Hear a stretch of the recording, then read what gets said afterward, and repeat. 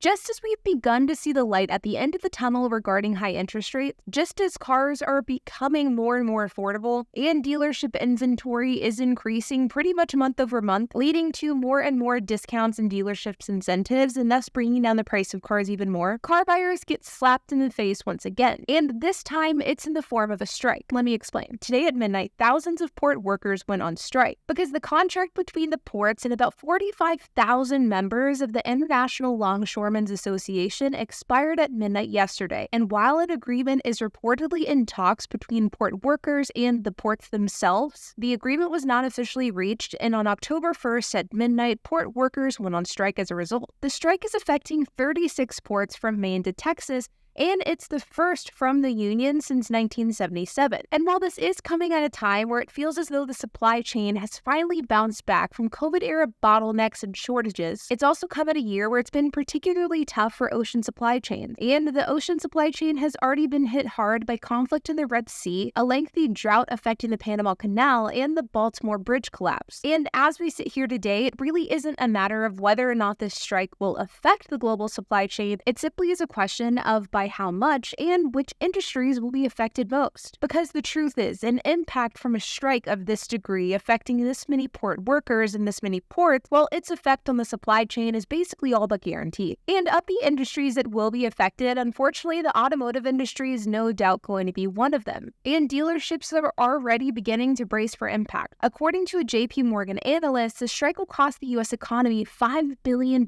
per day. And while the strike will affect food and retail goods, it's also expected to impact cars and light trucks as well, because the types of ports where strikes are taking place are the same ports where these cars and light trucks are delivered to the United States into. Now, obviously, the automakers that will be most affected by this strike are the automakers that get imported into the United States, not automakers that are made here in North America. So, for example, GM, Ford, certain types of Toyotas, they won't be as affected as like European models, for example. But Barclay researchers said that they expect for these European automakers such as BMW, Volkswagen, and Volvo to be among the companies whose imports will be affected, but they also said that relatively high inventory should shield them from immediate impact, which is actually good news for these automakers that for the most part of 2024 have had above average inventory level, which in many cases can be indicative of low sales and low demand, but in this case, it will actually create a nice cushion for them to where they won't be low on inventory if the strike drags on.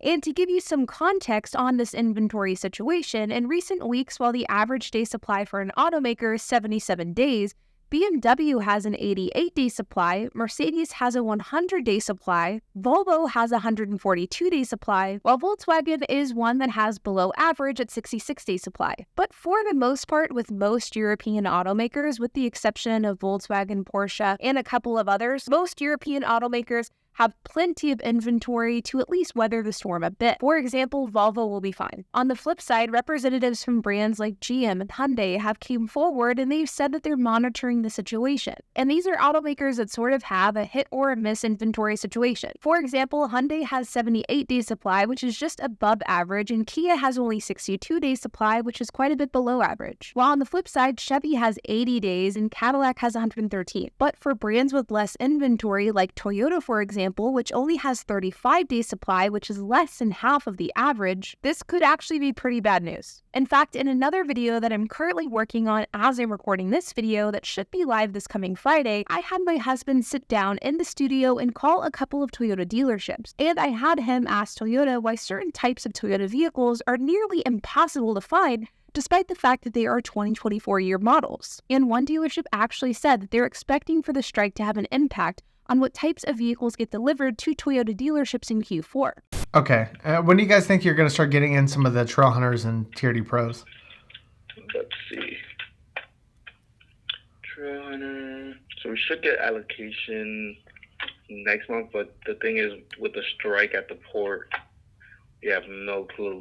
which is obviously bad news for Toyota and also brands like Lexus because of the fact that many of these hot new vehicles from these vehicle manufacturers were already very expensive and very hard to find, and this port strike will no doubt make it worse, especially if it continues. Now, not only could this be bad news for vehicle imports and deliveries, but it could also have an impact on vehicle maintenance and repairs as well, with an executive editor from Auto Trader stating, if you have a repair or a recall or something you're aware of now with your vehicle, I would make the appointment and get it done ASAP. This is because of the fact that whenever something like a port strike happens, not only does it affect the import of the vehicles themselves, but it also affects the import of the parts needed for these vehicles. And this is something that may not only have an impact on foreign vehicles like European vehicles, for example, but it also could have an effect on domestic vehicles if their parts or repair parts are produced overseas. This is again something that we saw throughout COVID, where there were shortages with different types of parts needed for vehicle maintenance and repairs, and this caused a major problem. And while we most likely won't see the same level of impact today with the strike that we saw back in 2020 and 2021, we could definitely see an impact. And if you have a car that is going to be needing a repair soon,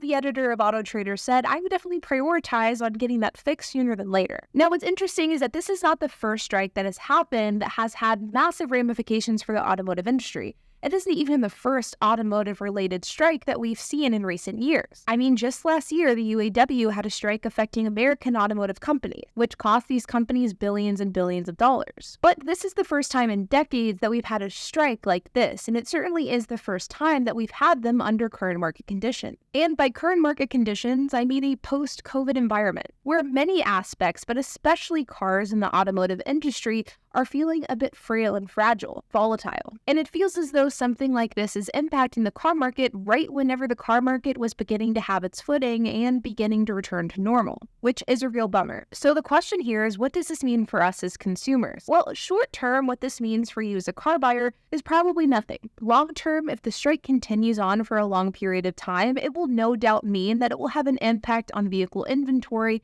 and that impact could trickle down into vehicle prices and dealerships' willingness to negotiate, which is a real bummer because it feels as though dealerships just now were beginning to negotiate and offer more and more incentives. And while many experts are expecting for this strike to be relatively short-lived, if this strike does, for whatever reason, drag on, it could definitely have some real negative ramifications for Q4 of this year, and some of the car purchases that people may have been planning to make, and the discounts that they were hoping to get on those purchases. But honestly, where this is going to have the biggest impact, in my opinion by far, is with hot, newer cars that are getting imported into the United States. Think the Lexus GX, possibly certain models of the Toyota Tacoma, cars that are still awaiting delivery into the United States with automakers that have already tight supply. But the silver lining here is that I don't really, under any circumstances, see us having a replication of what we saw in 2021. I do not think that the lack of ports and lack of inventory caused by the port strikes is going to cause such a large shortage in the automotive industry that it trickles down to the used car market like we saw during the car market boom. Where car production was halted, it was then bottlenecked, dealership lots were empty, and then as a result, used car prices skyrocketed. I very much do not think that that will be the reality of this situation unless this strike drags on for months and months,